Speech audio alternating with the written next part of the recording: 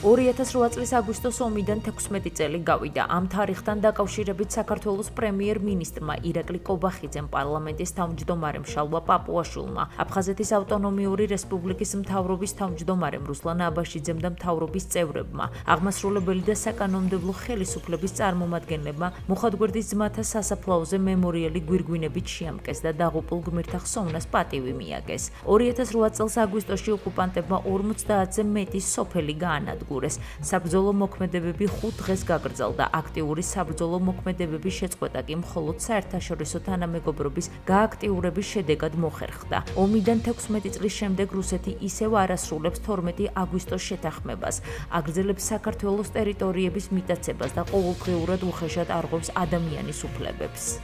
ჩვენ პატივი მივაგეთ აგვისტოს ომში დაღუპულ გმირებს, ყველას გვახსოვს უმძიმესი ტრაგიკული დღეები. ეს დღეები ჩვენ ასევე სიამაყედ გვახსოვს მდინარე უდიდესი გმირობიდან, რომელიც ჩაიდინეს ჩვენმა სამხედროებმა.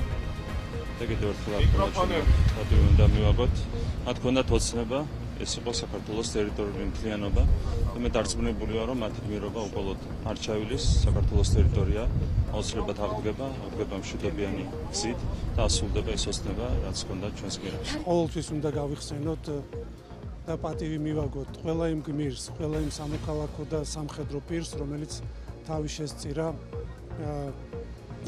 ამ ტრაგედიას. მე დარწმუნებული ვარ და მჯერა თანმიმდევრული სამშვიდობო პოლიტიკის ფორმატში საერთაშორისო თანამეგობრობის ჩართულობის გათვალისწინებით და ჩვენი საზოგადოების მონაწილეობით დარწმუნებული ვარ, რომ ჩვენ შევძლებთ, რომ მოვახდინოთ მშვიდობიან ფორმატში ჩვენი ქვეყნის დაოკუპაცია, ჩვენი საზოგადოების გაერთიანება.